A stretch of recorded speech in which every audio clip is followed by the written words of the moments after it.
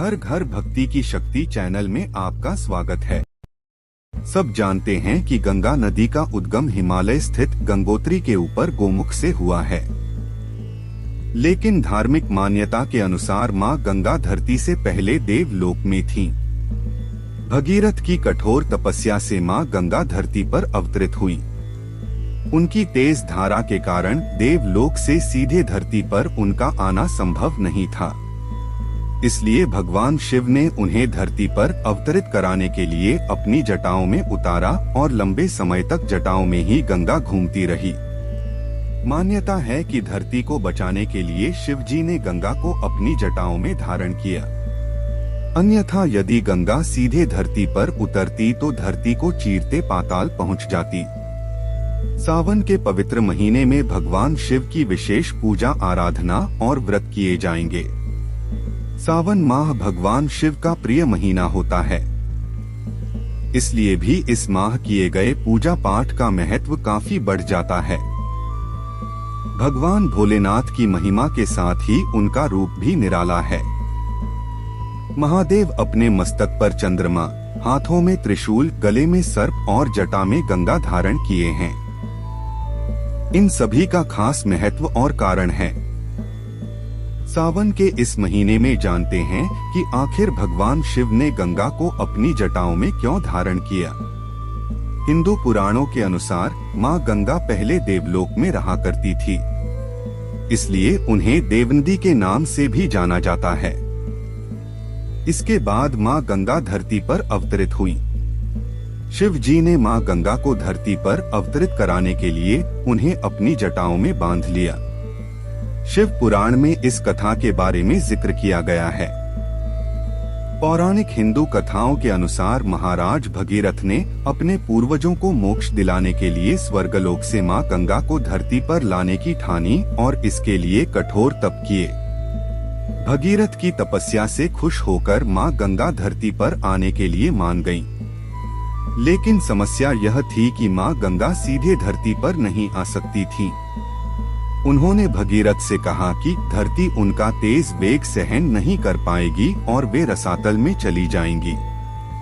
इसके बाद भगीरथ ब्रह्मा जी के पास पहुँचे और उन्होंने अपनी समस्या बताई। ब्रह्मा जी ने भगीरथ को भोलेनाथ को प्रसन्न करने के लिए कहा। भगीरथ ने कठोर तपस्या की और भोलेनाथ उसकी तपस्या से प्रसन्न हुए। जब भोलेनाथ ने भगीरथ से वरदान मांगने के लिए कहा तो भगीरथ ने उन्हें सारी बात बताई।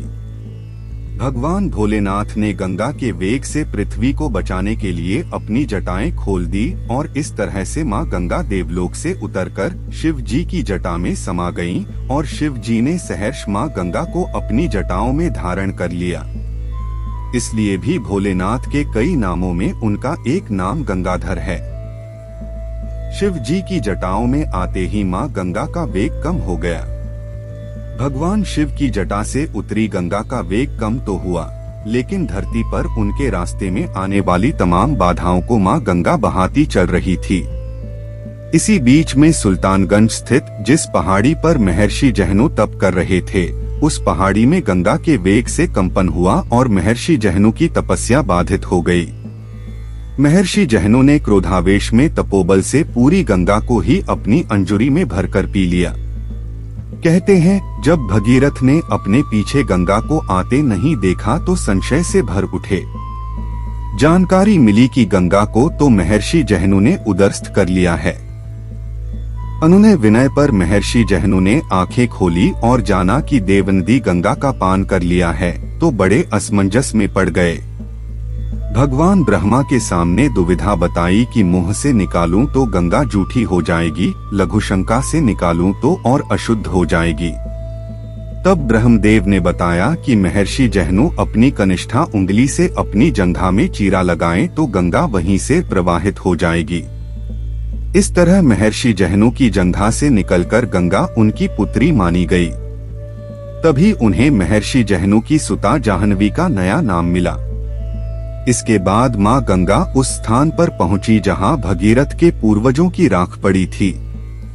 मां गंगा का स्पर्श होते ही भगीरथ के पूर्वजों को मोक्ष की प्राप्ति हुई। आपको शिव जी और गंगा माँ की कहानी कैसी लगी कमेंट करके जरूर बताएं। अगर आप लोगों को ये कहानी अच्छी लगी हो तो वीडियो को लाइक करना और चैनल को सब्सक्राइब करना ना भूलें। जय भोलेनाथ।